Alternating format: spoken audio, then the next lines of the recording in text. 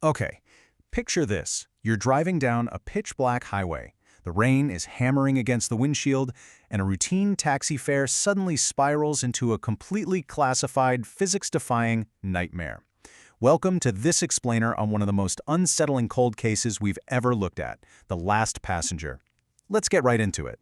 It all kicks off with this incredibly chilling warning whispered by a blood-stained woman who is picked up in the dead of night. She leans forward and says, "If they find me before sunrise, you'll die too." Just imagine the sheer panic of hearing that promise coming from the darkness of your own backseat. But here's where the whole thing just fractures reality.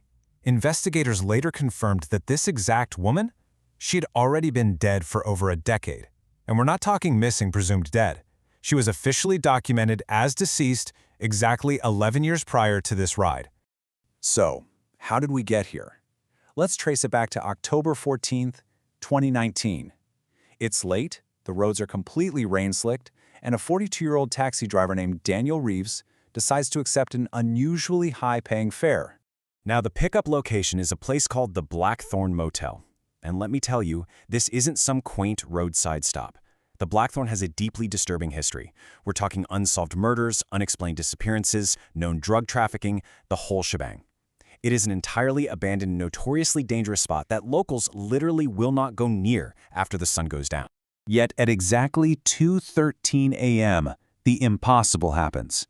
Out of this thick, endless fog, an unaging, barefoot woman wearing a white coat emerges, and she silently slides into Daniel's back seat.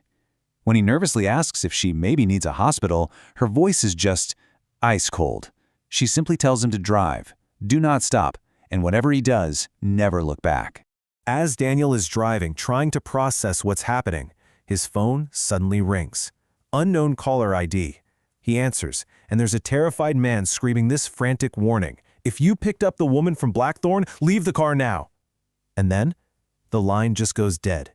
At this point, the tension is just off the charts. Daniel's taxi doors physically lock themselves, the GPS completely dies, and then the radio suddenly starts broadcasting this horrifying automated dialogue right through the static. You hear a system override voice announce, "Passenger identified," and another voice instantly replies, "Subject should not be alive." Daniel is understandably panicking right now. He slams on the brakes near a dark tree line to try and figure this out, but almost immediately the taxi is surrounded. Two black, plateless SUVs pull up, carrying heavily armed tactical units wearing no badges whatsoever. And this is the moment the event completely defies all known laws of physics. The tactical unit actually opens fire. The bullets strike the woman directly in the chest. But she doesn't bleed. She doesn't even flinch. Unfazed, she just calmly keeps walking forward right into the gunfire. These highly trained, heavily armed men completely lose it. They scatter, retreating into the darkness, and someone screams, "It's her! Burn the body this time." Which, if you think about it, is a terrifying detail. That single phrase essentially proves they have tried and failed to kill her before. So fast forward to the next morning.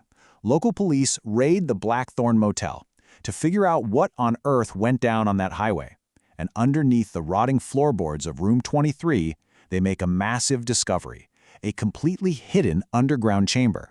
Inside, the police uncover a seriously disturbing hoard of evidence. We're talking hundreds of classified VHS tapes, forged passports, heavy medical equipment. But the craziest part? They find surveillance photos from the 1980s, and these photos feature people who haven't even gone missing yet, all standing next to that exact same unaging woman from Daniel's taxi. As investigators dig into the records, a terrifying timeline emerges. They identify her as Evelyn Harper. She was a researcher involved in a highly classified behavioral experiment focused on memory manipulation. Now, according to official documents, Evelyn Harper burned to death in a Boston lab fire way back in 2008. Yet somehow, she stepped right into Daniel's taxi in 2019. In that underground stash, they also uncover a heavily distorted VHS tape labeled Passenger Program Phase 4. The footage is, well, it's deeply unsettling. It shows terrified test subjects trapped inside moving cars, while Evelyn just calmly sits there, asking them this haunting question: what do you fear most when nobody is watching? After surviving the night, Daniel tries his best to go back to a normal life, but his reality just violently fractures. He starts waking up covered in unexplained scratches. He starts getting voicemails consisting of nothing but heavy breathing every single night at exactly 2:13 a.m. Convinced he's losing his mind, Daniel decides to review his taxi's dashcam footage from that fateful night. But what he finds is a terrifying contradiction. The video feed clearly shows his back seat is completely empty the entire night. But the audio? The audio clearly records Daniel laughing and conversing with a passenger who simply is not there on the tape. And right before the dashcam footage abruptly cuts to black in this huge blast of static, the audio catches Daniel asking his invisible passenger an absolutely gut-wrenching question. He says, "Wait, why do you look exactly like me?" Initially, the police brush Daniel off as completely delusional. I mean, who wouldn't? But then forensics process that underground motel chamber and they pull a hit. They find Daniel Reeves' fingerprints all over the basement walls. The only problem? These fingerprints were chemically dated and deposited a full decade before Daniel ever set foot in the motel. Months after the whole ordeal starts, Daniel vanishes entirely. Poof, gone. Police eventually find his blood-stained taxi abandoned near the Scottish border. Inside, there's just a pile of burned documents and a single cassette tape resting right there on the dashboard. On that tape, you can hear a completely terrified Daniel whispering a final revelation that fundamentally flips the entire investigation on its head. He says, "If anyone finds this, don't trust the reports. Evelyn isn't the experiment. We are."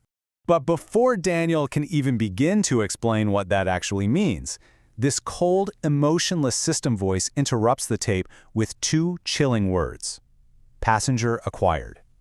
And then, the recording just goes completely dead. Daniel was never seen or heard from again. What's truly terrifying, though, is the aftermath.